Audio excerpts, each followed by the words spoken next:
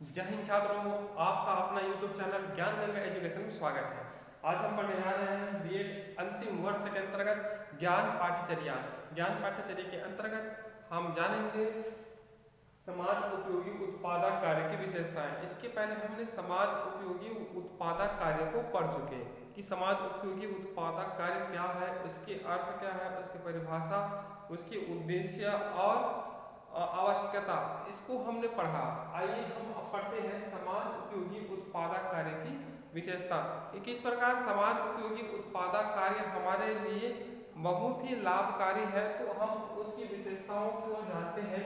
तो सबसे पहले देखेंगे समाज उपयोगी उत्पादक कार्य, है ना। तो पहला देखते हैं समस्या का समाधान। कुछ भी समाज उपयोगी उत्पादक कार्य जब कक्षा या विद्यालय में कराया जाता है तो उसकी कुछ न कुछ लाभ होता है ना। लाभ होता है, लाभ होने के साथ साथ हम बच्चों को विभिन्न प्रकार की समस्याएं देते हैं, जैसे कि टोकरी बनाना, मिट्टी खिलौने बनाना, गत्ते से कुछ सामान बनाना, या कुछ भी मतलब अनुपयोगी वस्तुओं से कुछ सामान बनाना, है ना। तो हम एक प्रकार से क्या करते हैं, बच्चों को समस्या देते हैं, है ना। और हम उस समस्या को हल करने के लिए हम क्या करते हैं, बच्चों को बोलते हैं। तो इस प्रकार बच्चे क्या करते हैं, समस्या का समाधान करते हैं, अर्थात कुछ भी सामग्री बनाने के लिए दे देते हैं, निर्माण करने के लिए दे देते हैं, तो उनका वो क्या करते हैं, बनाते हैं, अर्थात जो समस्या होती है उनका समाधान करते हैं। नेक्स्ट आइए श्रम के प्रति आस्था। श्रम के प्रति आस्था के अंतर्गत देखा जाए तो जो बालक मेहनत कर रहे हैं, ठीक है, अर्थात श्रम कर रहे हैं, अर्थात अपना पसीना लगा रहे हैं, तो उस श्रम के प्रति क्या किया जाए, आस्था रखा जाए कि किसी का जो श्रम है ना, किसी व्यक्ति द्वारा जो कार्य किया जा रहा है, या गटर साफ करने किया जा रहा है, या अन्य कार्य किया जा रहा है, या कुछ भी कार्य किया जा रहा है जिसमें श्रम लगता हो, तो उस कार्य के प्रति क्या किया जाए, आस्था किया जाए, उन्हें हीन भावना के साथ न देखा जाए। इस प्रकार ये समाज उपयोगी उत्पादक कार्य की एक और विशेषता है कि बच्चों को श्रम के प्रति आस्था क्या करवाती है, आस्था रखवाती है। नेक्स्ट आइए तीसरा, कार्य सिद्धांतों का ज्ञान, है ना।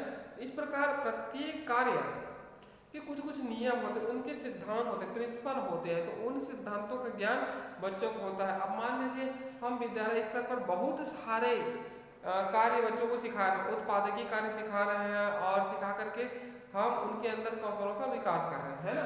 तो जैसे वो करके सीखेगा, अपने हाथों से करेगा, तो वह अनेक प्रकार के कार्यों के बारे में जानकारी प्राप्त होगा, और उस कार्य को कैसे किया जाता है, किस प्रकार करना चाहिए, कैसे करने से सरलता होगी, है ना, किस प्रकार करने से हमें ज़्यादा आय की प्राप्ति होगी, कैसे बनाना चाहिए, है ना, उन सारे सिद्धांतों का ज्ञान किसको होता है, बच्चों को होता है।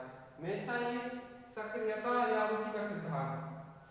देखिए जो समाज उपयोगी उत्पादक कार्य है, इससे बालक अत्यधिक सक्रिय रूप से क्या करते हैं, भागीदार बनते हैं या भागीदारी लेते हैं। तो इस प्रकार कह सकते हैं, जब ज्यादा सक्रियता होगी तो ऑटोमेटिक रुचि आएगा ही आएगा, है ना। हम किसी कार्य को सक्रिय रूप से करते हैं तो उसमें क्या आता है, रुचि आता है ना, हमें मजा आता है किसी कार्य को करने के लिए। तो इस प्रकार समाज उपयोगी उत्पादक कार्य में सक्रियता और रुचि दोनों का बराबर स्थान होता है। एक और एक विशेषता यह है, ठीक है। नेक्स्ट आइए पांचवा, सामाजिक भावना का विकास।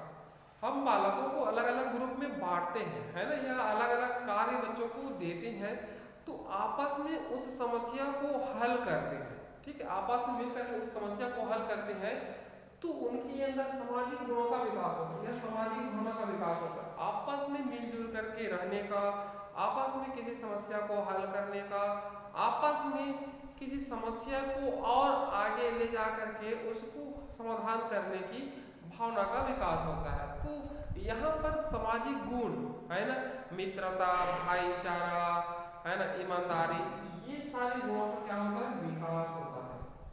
नेक्स्ट आइए श्रमिकों के प्रति आदर, है ना। प्रत्येक श्रमिक जो कुछ कार्य करता है ना, हमारे आसपास बहुत से ऐसे श्रमिक हैं जो देखे होंगे कि वो, है ना, गांव में शहर में काम करते हैं, है ना, तो वह काम पहले तो नहीं सीख रहा होगा, वो करके सीखा होगा, है ना। तो इस प्रकार जो भी वो करके सीखा है और वह वर्तमान में कार्य कर रहा है, कुछ भी कार्य कर रहा है, जैसे बढ़ाई का कार्य कर रहा है, कारपेंटर का कार्य कर रहा है, मिट्टी बनाने का काम कर रहा है, या और कुछ कार्य कर रहा है, ईटा बनाने का काम कर रहा है, या अनेक प्रकार के काम कर रहा है ना, तो उन श्रमिकों के प्रति आदर भाव होनी चाहिए। ठीक है, आदर की दृष्टि से उनको देखना चाहिए। इस प्रकार यह एक और विशेषता आदर की दृष्टि से दिखाता है। नेक्स्ट आएंगे आर्थिक आय में वृद्धि। जो समाज उपयोगी उत्पादक कार्य है, इसके अंतर्गत बालक जो भी उत्पादन करते हैं, है ना, जो भी उत्पादन करते हैं उसमें आर्थिक आय में वृद्धि होती है। अर्थात जो भी बालक निर्माण करते हैं उस निर्माण का उसे पैसा मिलता है, रुपया मिलता है। इस प्रकार बच्चों की आय में वृद्धि हो जाती है और आगे चल करके जब बड़ा हो जाता है बालक तो उस आय में वह संलग्न होता है ना, तो उसकी आय में वृद्धि भी होती है। इस प्रकार कहा गया आर्थिक आय में वृद्धि। नेक्स्ट आइए व्यवसाय में संलग्नता। हम समाज उपयोगी उत्पादक कार्य के अंतर्गत विद्यालय में अनेक प्रकार के व्यवसाय से संबंधित हमने कार्य किए, हमने उत्पादन किए, है ना, तो आगे चल करके हम किसी एक व्यवसाय में जो बचपन में किए हैं हम उसमें संलग्न हो सकते हैं। अर्थात हम किसी एक रोजगार को क्या कर सकते हैं, अपना सकते हैं और उनसे हम आर्थिक आय में वृद्धि कर सकते हैं। नेक्स्ट आइए ज्ञान की प्राप्ति। तो प्रत्येक उत्पादकीय कार्य से कुछ न कुछ ज्ञान मिलता है। ठीक है, हम कुछ भी ऐसा कार्य करें, आसपास के आसपास के वातावरण में कुछ भी ऐसे कार्य करें जिनसे क्या होता है, हमें कुछ न कुछ ज्ञान की प्राप्ति होता है। अब मान लीजिए हम कुएं हैं, है ना, तो कुएं से हम पानी निकाल रहे हैं, है ना, तो कैसे निकालना चाहिए, कैसे डुबाना चाहिए, है ना, उसका ज्ञान होता है। ठीक इसी प्रकार कुछ भी व्यवसाय है ना, उस व्यवसाय से संबंधित हमें ज्ञान की प्राप्ति होती है। इसके माध्यम से भी समाज उपयोगी उत्पादक कार्य के माध्यम से। नेक्स्ट आइए नैतिक मूल्यों का विकास। हमने कहा इसके पहले कि बालक विद्यालय के अंदर अनेक प्रकार के उत्पादकीय कार्य करते हैं, तो उत्पादकीय कार्य करने से उनके अंदर अनेक प्रकार के मूल्यों का विकास होता है। इसके पहले हमने कहा कि वह सामाजिक भावना का विकास होता है, तो हमने यहाँ पर कहा सामाजिक भावना का विकास होता है, लेकिन सामाजिक भावना के साथ साथ नैतिक मूल्यों का विकास होता है, संस्कृतियों का विकास होता है ना, सांस्कृतिक मूल्यों का विकास होता है, राष्ट्रीय मूल्यों का विकास होता है, सामाजिक मनोवैज्ञानिक आर्थिक मूल्यों का, अनेक प्रकार के जो नैतिक मूल्य हैं, बड़ों के प्रति कैसा, छोटों के प्रति कैसा व्यवहार, है ना, और उनके साथ साथ है ना जो सही गलत में भेदभाव, अर्थात सही गलत में भेद करने वाली नैतिकता की बात हम समाज उपयोगी उत्पादक कार्य में सीखते हैं। इस प्रकार कहा गया है कि नैतिक मूल्यों का विकास होता है। नेक्स्ट आइए सामाजिक बुराई का समाधान। अब यहाँ पर कहा गया है ये जो समाज उपयोगी उत्पादक कार्य है, तो हम विद्यालय में ही समाज उपयोगी उत्पादक कार्य नहीं करते, हम विद्यालय में ही समाज उपयोगी उत्पादक कार्य नहीं करते, बल्कि हम गांव में भी जाकर समाज उपयोगी उत्पादक कार्य करते हैं, जैसे श्रमदान करना, समाज सेवा करना, है ना, गांव के भूखे लोगों को खाना खिलाना या किसी कार्यक्रम का हिस्सा बनना, ये सब समाज उपयोगी उत्पादक कार्य के अंतर्गत आता है। तो इस प्रकार जो समाज में अनेक प्रकार की सामाजिक बुराइयां हैं, तो हम समाज उपयोगी उत्पादक कार्य अर्थात श्रमदान के माध्यम से, समाज सेवा के माध्यम से या अन्य कार्यों के माध्यम से सामाजिक बुराइयों को क्या कर सकते हैं, समाधान कर सकते हैं, उनको हल कर सकते हैं। ठीक है, नेक्स्ट आइए संस्कृति व शिल्प का संरक्षण। अब देखिए हमारी जो संस्कृति है वह विश्व की सबसे पुरानी संस्कृति है ना, तो जो संस्कृति सदियों से चलती आ रही है उनका संरक्षण किया जाए। अब बहुत ऐसे हमारी संस्कृति जो कार्य के माध्यम से चर्म उद्योग है ना, तो जो चर्म उद्योग है या जो क्या बोलते चमड़े से कुछ बनाया जाता है वस्तु, है ना, तो उन संस्कृतियों को आज भी जीवित रखा है और आज वह मशीनों में तब्दील हो गया, अर्थात चर्म उद्योग के माध्यम से अनेक प्रकार के पर्स, बेल्ट और अनेक प्रकार की सामग्रियां बन रही है। तो वो किसके माध्यम से, हमारी संस्कृति अर्थात हमारी पुरानी सभ्यता संस्कृति है, उनके अनुसार क्या हो रहा है वो हम उनका आज संरक्षण किए हुए हैं। शिल्प का, ठीक है, जो भी हम कार्य सदियों से करते आ रहे हैं उनका हम संरक्षण। नेक्स्ट आइए आत्मनिर्भरता। जो ये समाज उपयोगी उत्पादक कार्य है ना, विद्यालय में करें या विद्यालय में करके सीखें या समाज में करके सीखते हैं, तो हम किसी कार्य के प्रति क्या करते हैं और ज़्यादा जानते हैं, उसके बारे में और ज़्यादा जानते हैं। जैसे कि मोटरसाइकिल बनाना, साइकिल बनाना, पंचर बनाना, कैसे पंचर बनाते हैं, है ना। तो इन सब के बारे में सीख करके हम आत्मनिर्भर हो सकते हैं। चौदहवा सर्वांगीण विकास। अब देखिए, समाज उपयोगी उत्पादक कार्य का केवल एक पक्ष का विकास नहीं होता बल्कि सभी पक्षों का विकास होता है। इसलिए यहाँ पर कहा गया है सर्वांगीण विकास, है ना। भाईचारे का विकास, प्रेम का विकास, दया का विकास, है ना। कैसे बड़ों से बात किया जाता है, नैतिक मूल्यों का विकास और काम के प्रति आस्था, निष्ठा, अर्थात कह सकते हैं कि सभी पक्षों का विकास होता है।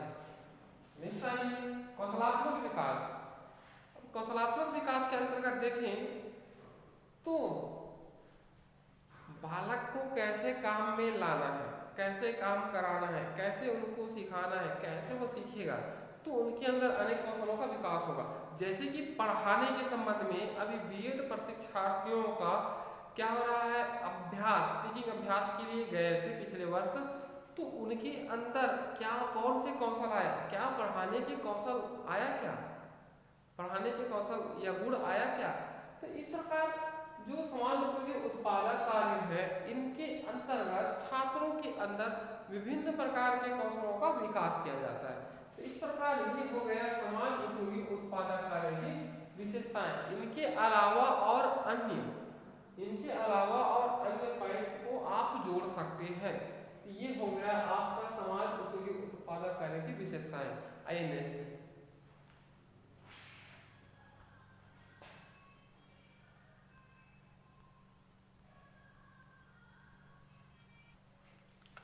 आइए पढ़ते हैं समाज उपयोगी उत्पादक कार्य का महत्व, कि किस प्रकार समाज उपयोगी उत्पादक कार्य का महत्व है।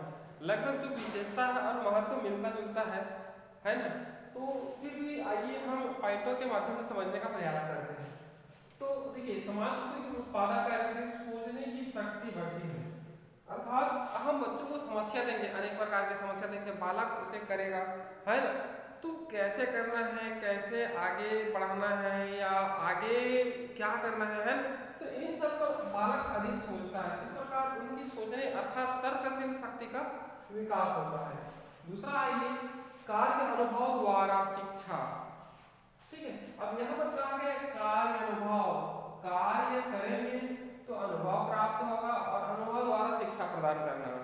ठीक है, तो अनुभव द्वारा शिक्षा प्रदान करना। इस प्रकार जितने भी आयोग थे, आयोगों ने अपना अपना सुझाव दिया। तो जो कोठारी कमीशन था सन 1964-66, तो उन्होंने कार्य अनुभव द्वारा शिक्षा पर विशेष बल दिया और उन्होंने कहा कि अगर कार्य अनुभव द्वारा शिक्षा बच्चों को देंगे तो ज्ञानार्जन के साथ साथ धनार्जन की प्राप्ति होगी। इस प्रकार उन्होंने कहा कि कार्य अनुभव द्वारा शिक्षा प्रदान किया जाए। तीसरा है कर्मशील लोगों का आदर। अब यहाँ पर देखिए, जो मेहनती लोग हैं, जो मेहनत करते हैं, तो ऐसे लोगों को क्या करना चाहिए, आदर करना चाहिए, सम्मान करना चाहिए। नेक्स्ट है उपयोगी नागरिक। देखिए, हमारे देश में अधिक जनसंख्या है, इसलिए भ्रष्टाचार भी अधिक है। भ्रष्टाचार अत्यधिक होने के कारण यहाँ पर लूट, चोरी, डकैत, अनेक प्रकार की समस्याएं उत्पन्न हो रही है। तो बच्चों को उपयोगी नागरिक बनाने के लिए किसी व्यवसाय से जुड़ना बहुत ही आवश्यक है। अगर व्यवसाय से जुड़ेंगे तो उस व्यवसाय में वह रह करके ज्ञान प्राप्त कर करके वह किसी रोजगार में संलग्न हो सकता है, अर्थात रोजगार को ग्रहण करके वह अत्यधिक या आर्थिक स्थिति सुधार सकता है। इस प्रकार वह उपयोगी नागरिक बन जाएगा। ठीक है, वह हमारे लिए उपयोगी होगा। आइए सामंजस्य, समाज उपयोगी उत्पादक कार्य, अर्थात कहें कि बालक जो भी उत्पादन कर रहा है उसको, वह जो उत्पादन है उसका समाज को कुछ न कुछ लाभ मिलता ही है। तो यहाँ पर कहा गया है कि हम कोई वस्तु निर्माण किए है ना, तो उस निर्माण किए तो समाज को उसका लाभ मिलता है, उस वस्तु को प्राप्त करता है। तो क्या होता है, एक प्रकार का सामंजस्य की स्थिति आती है, अर्थात सामंजस्य अर्थात एक प्रकार से तालमेल, है ना। और अगर कोई व्यक्ति कार्य कर नहीं रहा है ना, तो वो चोरी लूटपाट आदि कार्यों में व्यस्त हो जाता है, जिसके कारण जो तालमेल बनी रहती है वो बिगड़ जाता है। इस प्रकार कह सकते हैं कि समान उपयोगी उत्पादन कार्य का एक और महत्व है सामंजस्य तालमेल, या कहें कि जो विद्यालय में काम करते हैं बालक है ना, किसी वस्तु का निर्माण करते हैं, समूह में रहकर कार्य करते हैं, तो आपस में सामंजस्य या तालमेल दिखाई देता है। ठीक है, नेक्स्ट आई आर्थिक स्थिति में सुधार।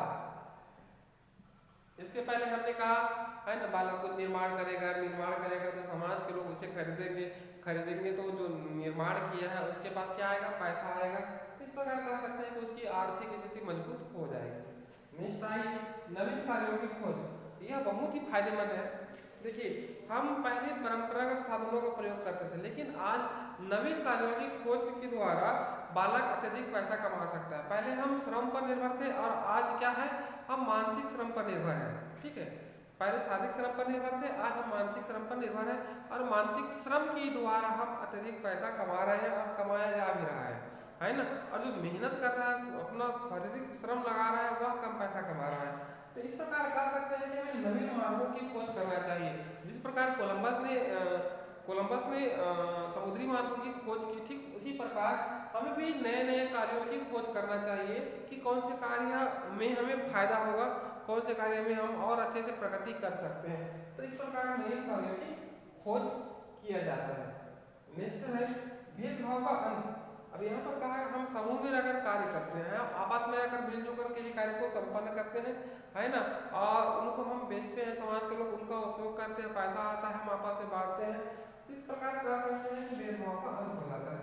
नेक्स्ट है स्वस्थ एवं सक्रिय वातावरण तैयार होता है। अब यहाँ पर कहा गया स्वस्थ और सक्रिय वातावरण तैयार होता है। अब देखिए, हम समाज उपयोगी उत्पादक कार्य करते हैं, यहाँ करते हैं, तो हमारा शरीर, परिश्रम, मेहनत सब लग रहा है ना, हमारा दिमाग भी लग रहा है। तो उससे क्या होता है, हमारा शरीर स्वस्थ होता है और हम प्रत्येक कार्य में सक्रिय होते हैं, प्रत्येक कार्य में सक्रियता से भाग लेते हैं। इस प्रकार कहा गया है कि हम कुछ भी उत्पादक कार्य यहाँ कर रहे हैं, विद्यालय में कर रहे हैं, तो हम उस कार्य को करते करते सक्रिय भी होंगे और हमारा जो शरीर है वो मजबूत होगा। आपको देखे होंगे जिस प्रकार एक लोहार लोहे के जोर जोर से पीटता है ना, कोई नई आकृति प्रदान करता है, तो उनका शरीर देखिए एकदम लोहे की तरह मजबूत होता है। भले वो काले दिखता है, क्या हुआ, लेकिन उनका शरीर एकदम मजबूत होता है ना, वह स्वस्थ होता है। ठीक है, और वह प्रत्येक कार्य में सक्रिय होता है। और आजकल देखो मोटे तगड़े इतने मोटे मोटे हो गए हैं कि वो किसी कार्य को सही ढंग से नहीं कर पाते, है ना, सक्रिय नहीं रहते और वह स्वस्थ भी नहीं होते। इस प्रकार कोई भी कार्य को करके हम स्वस्थ और सक्रिय हो सकते हैं। नेक्स्ट है औजारों से परिचित। जो समान उपयोगी उत्पादक कार्य है ना, इसके माध्यम से हम नवीन औजारों से परिचित होते हैं, या कहें नवीन मशीनों से परिचित होते हैं। आजकल अनेक प्रकार की मशीनें आ गई हैं, है ना, तो उस मशीनों को देख करके, उनके बारे में समझ करके हम उनके बारे में जानकारी इकट्ठा करके क्या करते हैं, उनसे परिचित होते हैं। ठीक है, परिचित। नेक्स्ट आइए सामूहिक भावना का विकास। अब यहाँ पर कहा गया है सभी भावनाओं का विकास, मतलब एक साथ रहने की भावनाओं का विकास, समूह में रहने की भावनाओं का विकास होता है। इस प्रकार ये हो गया आपका समाज उपयोगी उत्पादक कार्य का महत्व। ठीक है, तो ये टॉपिक हो गया आपका, और जो समझ में ना आया तो कमेंट बॉक्स में कमेंट करके मुझे या फ़ोन नंबर है मेरा 9685, उसमें फ़ोन कर सकते हैं। आइए नेक्स्ट है, आइए जानते हैं समाज उपयोगी उत्पादक कार्य में विद्यालय की भूमिका। तो विद्यालय की भूमिका क्या है, आइए समझने का प्रयास करते हैं। तो सबसे पहले हम शारीरिक या मानसिक श्रम को देखते हैं कि एक विद्यालय की क्या भूमिका है। समाज उपयोगी उत्पादक कार्य को अच्छे से संपन्न कराने में विद्यालय की क्या भूमिका है। तो आइए हम इसी को देखते हैं। सबसे पहला है शारीरिक एवं मानसिक श्रम को विशेष ध्यान देना है। अब यहाँ कहा गया है कि बालक जो शरीर से मेहनत करते हैं और मानसिक मेहनत करते हैं, है ना, दिमाग लगाते हैं, है ना, तो उसके लिए एक निश्चित वातावरण तैयार किया जाए। ऐसा वातावरण तैयार किया जाए ताकि शारीरिक श्रम और मानसिक श्रम दोनों का संयोग हो सके। ठीक है, दूसरा है छात्रों के स्तर का ध्यान रखा जाए। हम उत्पादकीय कार्य बच्चों को करा रहे हैं तो छात्रों के स्तर को विशेष ध्यान दिया जाए, है ना। अब मान लीजिए पहली कक्षा के बच्चों को बड़ा काम दे दिया जाए तो पहली कक्षा के बच्चे थोड़ी कर पाएंगे, नहीं कर पाएंगे। इसलिए प्रत्येक स्तर को ध्यान में रखकर उत्पादकीय कार्य विद्यालय को संपन्न कराना चाहिए। तीसरा है शिविरों का आयोजन। अब देखिए हम अनेक प्रकार के शिविरों का आयोजन करा सकते हैं, है ना, और शिविरों का आयोजन करा करके उत्पादकीय कार्य को संपन्न करा सकते हैं और प्रत्येक बच्चों को कुछ न कुछ जिम्मेदारी दे करके या कुछ निर्देशित करके हम बच्चों को अनेक प्रकार के उत्पादकीय कार्य में हिस्सा दिलवा सकते हैं। इस प्रकार शिविरों का आयोजन किसको करना चाहिए? विद्यालय की। नेक्स्ट आइए विद्यालय एवं समाज के लिए उपयोगी, है ना। तो विद्यालय ऐसा कार्य विद्यालय में कराए, विद्यालय ऐसा कार्य अपने विद्यालय में कराए ताकि वह विद्यालय के लिए तथा समाज के लिए उपयोगी हो। अर्थात कुछ निर्माण हो रहा है ना, तो वह समाज के लोग ले सके और विद्यालय में रख सके, ठीक है। इस प्रकार समाज और विद्यालय दोनों के लिए उपयोगी है। पांचवा कार्य जगत का परिचय। अब यह बहुत ही आवश्यक है कि बालकों को कुछ कार्य हम दे रहे हैं, है ना, तो उस कार्य का परिचय बालकों को अच्छे से कराना चाहिए कि ये बोरा है, बोरा से ये बनाया जाता है, ये किया जाता है, इसमें धान वगैरह पकड़ा जाता है। इस प्रकार प्रत्येक कार्य का परिचय देना चाहिए, ठीक है। नेक्स्ट आइए व्यवसायिक शिक्षा को मजबूत किया जाए। देखिए आज दिन प्रतिदिन देखा जा रहा है कि रोजगार की समस्या बढ़ती ही जा रही है, इसलिए जो व्यवसायिक शिक्षा है ना, उनको मजबूत किया जाए। इसके पहले हमने ज्ञान पाठ्यचर्या के अंतर्गत व्यवसायिक शिक्षा पढ़ा था, तो 10वीं के बाद व्यवसायिक शिक्षा होती है। इसीलिए तो महात्मा गांधी ने, कोठारी कमीशन ने, ईश्वर भाई पटेल समिति सन 1977 में क्या कहा उन्होंने, विद्यालय में बच्चों को कार्य दिया जाए या कुछ उत्पादकीय कार्य कराया जाए ताकि आगे चलकर किसी रोजगार में संपन्न संलग्न हो सके।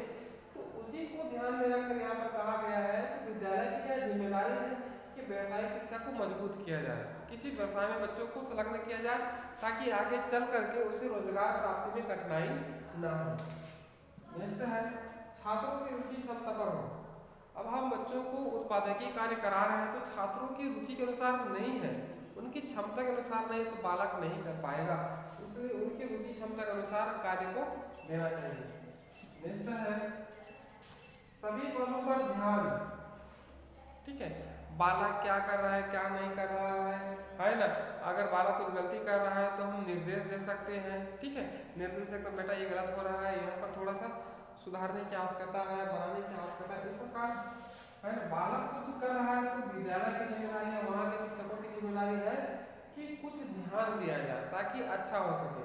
नेक्स्ट आइए शारीरिक बौद्धिक क्रियाओं में समन्वय, अर्थात जो हम शरीर से मेहनत कर रहे हैं और दिमाग से, है ना, दोनों में तालमेल होना चाहिए, एक प्रकार से तालमेल होना चाहिए, तो वह कार्य ज्यादा अच्छा होता है। नेक्स्ट आइए व्यक्तिगत स्थिति को ध्यान में रखकर चुनाव करना चाहिए, ठीक है। अब मान लीजिए कोई बालक है 8वीं पढ़ रहा है ना, उनकी व्यक्तिगत स्थिति क्या है, वर्तमान स्थिति क्या है, उसको ध्यान में रखकर कार्य का चुनाव कराना चाहिए। तो ये कौन करेगा? विद्यालय करेगा, है ना, कि वह बालक क्या इसको कर पाएगा, नहीं कर पाएगा, है ना। तो उस स्थिति को ध्यान में रखकर कार्य का चुनाव कराना चाहिए। ये हो गया आपका समाज उपयोगी उत्पादक कार्य में विद्यालय की भूमिका। देखिए आइए समाज उपयोगी उत्पादक कार्य, समाज उपयोगी उत्पादक कार्य तो क्या क्या है उत्पादक कार्य देखते हैं। इनके अलावा और भी है बहुत सारे जो समाज के लिए उपयोगी होता है ना, समाज के लिए उपयोगी होता है। और जैसे बालक उनके स्तर के अनुसार विद्यालय में भी कर सकते हैं, बाहर भी कर सकते हैं, इसलिए समाज उपयोगी उत्पादक कार्य को आइए समझते हैं। तो पहला है कृषि एवं उद्यान शिक्षा। तो देखिए हम विद्यालय के जो प्रांगण है ना, इनके अंतर्गत हम अनेक कृषि कार्य बालकों को सिखा सकते हैं, जैसे कि फूलों का रोपण कैसे होता है, धान की रोपण कैसे होता है, रोपाई या धान को कैसे लगाते हैं, गेहूं को कैसे लगाते हैं, ये हम बच्चों को क्या कर सकते हैं, सिखा सकते हैं। नेक्स्ट आइए काष्ठ शिक्षण।